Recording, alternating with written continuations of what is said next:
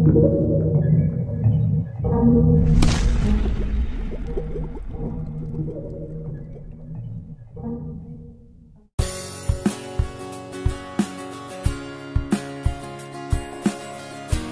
Jogja Solo Seksi 1 Paket 1.2 Klaten sampai Purwomartani ditargetkan tembus hingga Tirto Martani Kalasan pada Lebaran 2025. Pengerjaan konstruksi terus dikerjakan pada ruas jalan bebas hambatan penghubung Jawa Tengah dan DIY ini.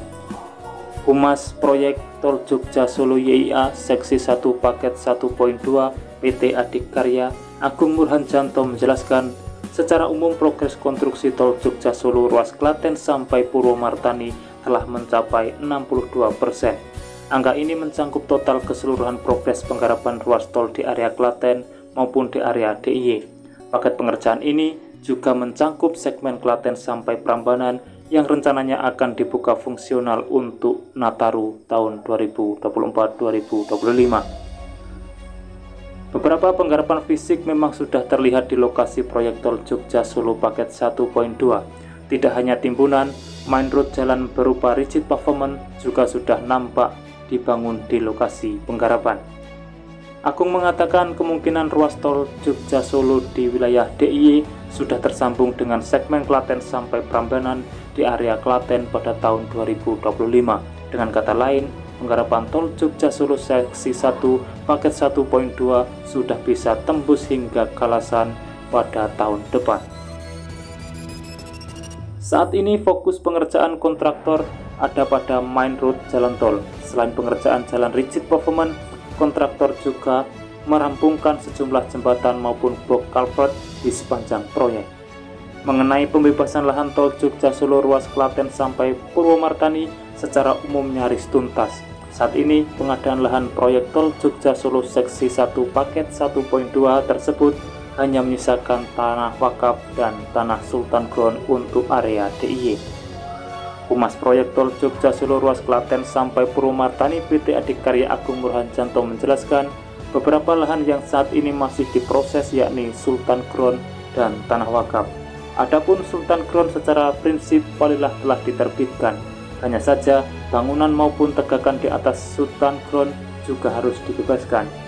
Penggantian bangunan maupun tegakan inilah yang saat ini masih berproses. Adapun tanah wakaf, ada dua masjid yang saat ini masih dalam proses reselek atau tukar guling. Masjid yang terdampak Tol Jogja Solo akan dicarikan lahan baru dan dibangunkan pula gedung masjid yang baru di lokasi pengganti. Sementara itu, bila benar akan dioperasionalkan secara fungsional saat Natal dan Tahun Baru, kontraktor siap memasang sarana penerangan jalan. Pemasangan mungkin akan dilakukan mendekati fungsional segmen Klaten sampai Prambanan.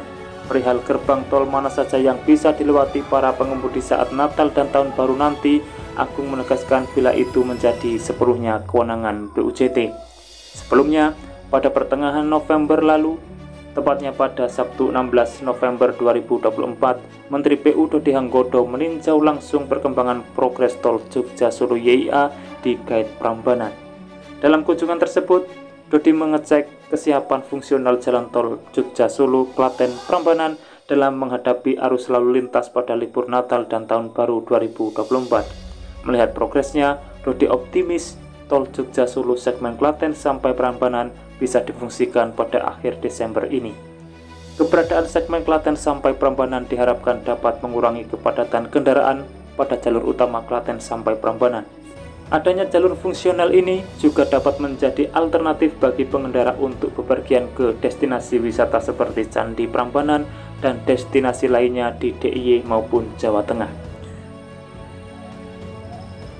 Bagi Menteri PU, penyelesaian sektor penerangan ini menjadi bagian penting mengingat kemungkinan pemudik sampai dan keluar dari segmen jalan tol Klaten sampai Prambanan pada waktu dini hari. Praktis para pengendara membutuhkan penerangan yang memadai. Demikian informasi yang dapat saya sampaikan untuk saat ini, semoga bermanfaat. Dan jangan lupa pantau terus channel ini untuk mendapatkan update informasi di setiap harinya. Terima kasih telah menonton dan saya pamit undur diri.